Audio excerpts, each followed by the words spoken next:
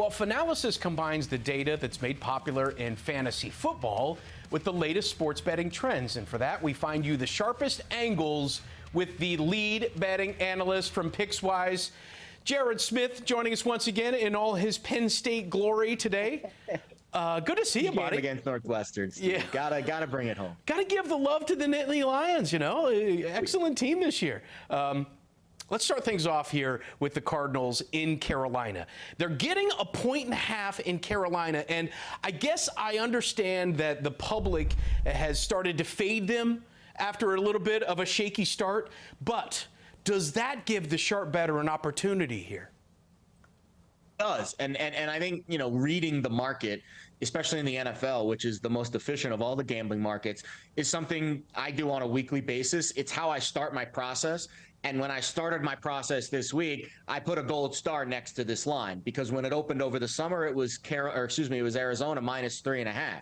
Now we wake up this week and it's all of a sudden the Panthers are a favorite. And you have to ask yourself two questions. One, all right, well, what led us to that point? Well, Carolina's, coming off a nice win over the Saints. Arizona kind of got pushed around a little bit by the Rams. Nice comeback win over the Raiders. That was unexpected. And of course, week one, they got blasted by the Chiefs. But what has Carolina done to be worthy of being a favorite? That's where I really put a gold star next to this one, because when I dive into the key numbers, especially at the quarterback position, which is the most important position on the field, well, Baker Mayfield right now looks like a bottom 5, if not bottom 2, maybe worst quarterback in the league. When you take EPA per play, which is expected points added, and you combine it with CPOE, completion percentage over expectation, you combine those two numbers together, each quarterback is given a grade. I call it an efficiency grade. You can call it whatever you want, but what it says, Baker, out of 33 qualifying quarterbacks, is 32nd in the league, behind only Justin Fields. So to me, you could fairly say that he's one of the worst quarterbacks, inaccurate, inefficient in the NFL right now. This could be a get-right spot for him against an Arizona defense that's 31st in EPA per play allowed, and also allowing a 57% success rate on dropbacks. But then I take a closer look into Arizona's first 3 opponents: Chiefs, Patrick Mahomes, Raiders, Derek Carr, Rams, Matthew Stafford. I don't put Baker Mayfield on that level. So I think this is a get-right spot, actually, for the Arizona defense. Weather certainly will be a factor here. Hurricane Ian now making landfall on the Atlantic coastline. We'll see what the remnants of it are in Charlotte on Sunday. I think that favors the Cardinals, too. They've got a better offensive line and a better running game with James Conner. I don't buy Carolina as a favorite. So if I'm getting a point and a half, I feel very good about the Arizona Cardinals this week. Especially since we don't know the status of Christian McCaffrey for this game. But moreover, to further your point on Baker Mayfield, this is why I love the fact that you like to dive into the numbers to back up this belief. It's not just the eye test. It's really what the statistics are telling you. So here's another idea, or another focus on the statistic. The Cardinals have the highest blitz percentage in the entire NFL. The problem is they've been doing that against quarterbacks that are great against the blitz. You just named them. Now they're facing a guy who is terrible against the blitz. Baker Mayfield, Wink Martindale blitzed the heck out of Baker Mayfield a few weeks ago. Baker Mayfield's passer rating under pressure is 62.5. That should just embolden you to take out a second mortgage and put it on Arizona. Well, again, and the eye test is like, well, Carolina as a favorite doesn't make sense. But then you're right. You start to dig into those numbers, and they start to align. And I'll take it a step further. Not only last week or 2 weeks ago against the Giants, overall in his career, Baker Mayfield's a net, because I looked that stat up too, because I have the same note you did. Both defenses blitz a ton, well above average. Baker really bad against the blitz. Kyler slightly better.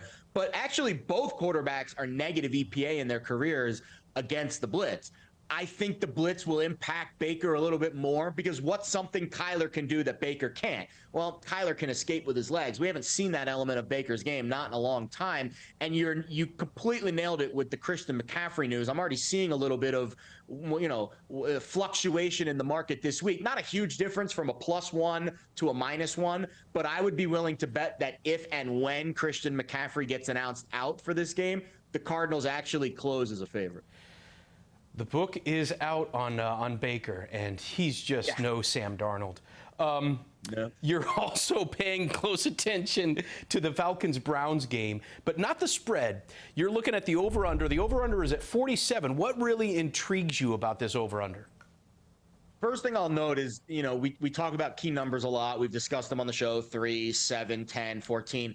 On the total side, we've discussed 51 being a key total. That's the most landed on total in the NFL over the last 5 years. 47 is like in that secondary tier of key totals. So we've seen this total dip a little bit now, 47.5. I'm seeing some 47s in the market, and I'm assuming that's because of the Cordero Patterson news. That is a very important injury. If Cordero Patterson doesn't play, I like this over a lot less. In fact, I probably won't even bet it. If Patterson plays, and if Myles Garrett isn't 100%, I hope he's, recovering from that car accident this week. But that's a pretty tough injury to recover from, considering we don't know the extent of it. I really like this Browns offense, especially on the ground against the Falcons defense, and I love this Falcons offense. I dove into the numbers on the Falcons offense this week. Year 2 under Arthur Smith. We're starting to see some, positive, points. And really, it's Marcus Mariota that's been the catalyst. How about this? Last week against the Seahawks, out of all the quarterbacks in the league, and there were some really good quarterback performances last week, Marcus Mariota was first in CPOE, completion percentage over expectation, a huge metric that I use to grade quarterbacks. First in air yards, ball traveled past the line of scrimmage. 5th in success rate, 8th in EPA per play. And if you take his full body of work this season, he's 5th in that EPA, CPOE, combined category on early downs. And the reason why early downs are so important, I stressed this on the show this week, is that's when the defenses are usually kind of in betwixt and in between. They don't know if the quarterback or the offense is going to run or if they're going to, throw a pass. And that's when you tend to see the most explosive plays. While third downs, late downs, third and fourth downs tend to be volatile, they tend to swing violently in both directions. The early down statistics tend to be pretty predictive.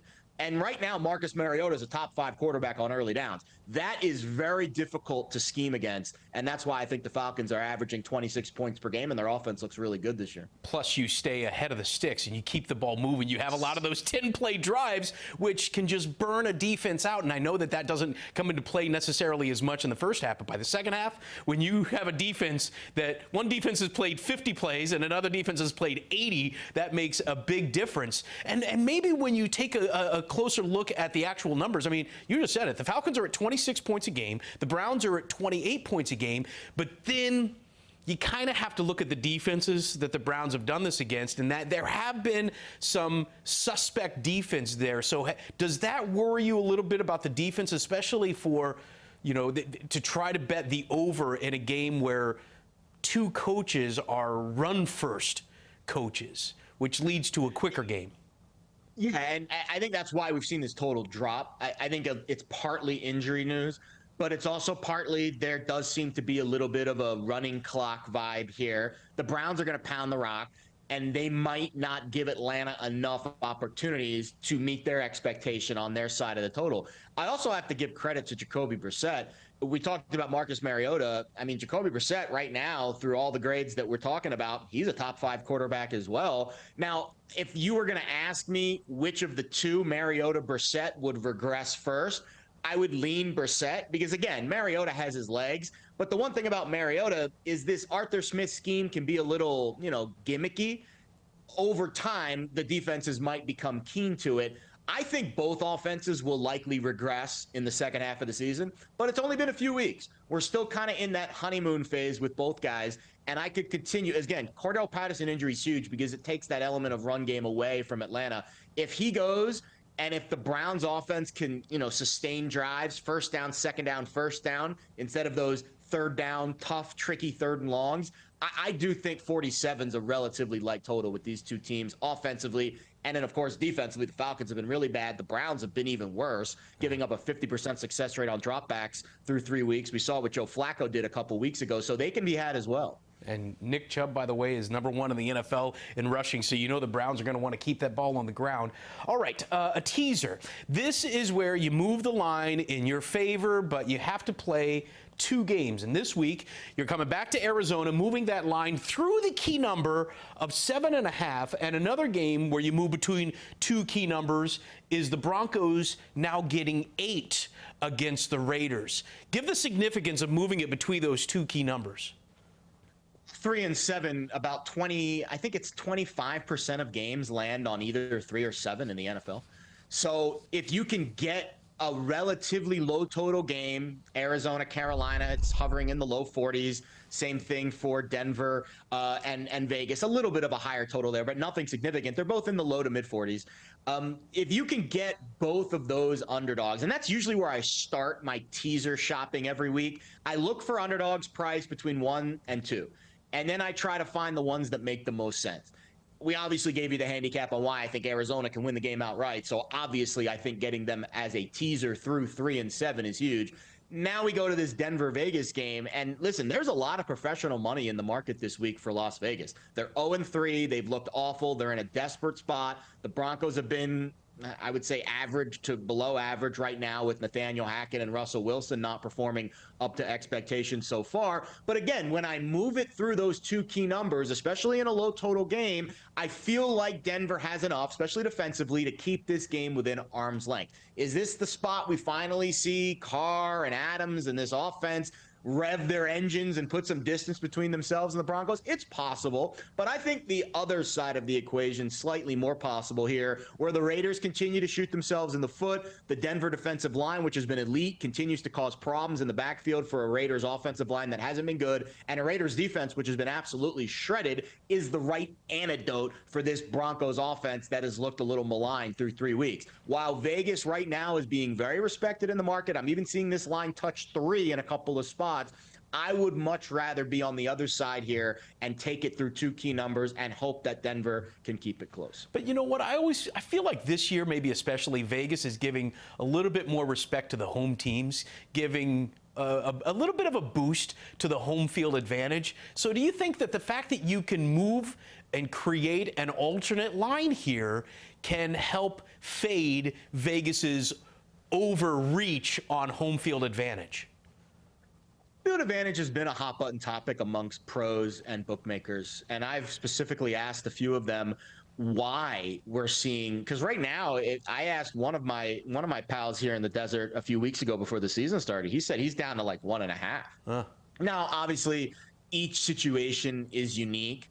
Home field advantage, let's say in Kansas City, a little different than home field advantage in Miami. It's different case by case, depending on what the crowds are. They tend to be like Seattle, for instance, that first Monday night game between the Broncos and the Seahawks. Like I think you might skew towards the full 3 there, whereas some other spots would be more towards 1.5 or 2. Personally, I think home field, I don't want to say overblown, but I definitely think I'm more towards the 1.5, 2 than I am 2.5, 3, just because there's so much more, technology involved with travel and nutrition, and it's not as big of a detriment to travel week to week.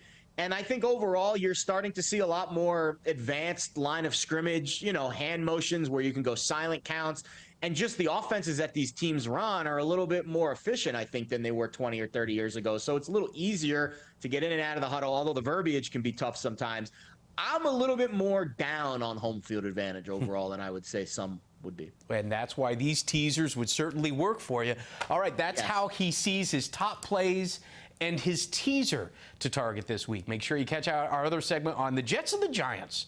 For Jared Smith of Pickswise, I'm Steve Overmyer. This is Fanalysis.